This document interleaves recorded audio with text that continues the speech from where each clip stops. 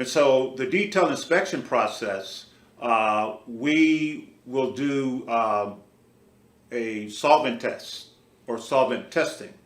And that could be the acid or acetone test, where we're using acetone to see if we can remove the coating from the part, the black topping. And so if we are able to remove the coating from the part, that indicates to us that we have a suspect counterfeit part.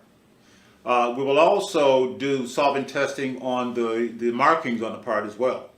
And if the markings on the part is altered after we do the testing on that, that's another indication of suspect counterfeit parts. If everything is okay there and we don't encounter any of that, we will also look, well, whether we do or not, we'll also look at the part under our high-powered microscope. And because there's many issues that could be present with a small microchip that you cannot detect with the naked eye.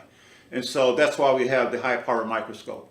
And so our technician would look at the part under the microscope to see if she could further detect any suspect issues with the part, if there's any damage that we could not detect with the naked eye, and if there's any damage or suspect issues with the part after she sees it under the microscope, well, then we'll have to isolate that, and I will have to disposition it.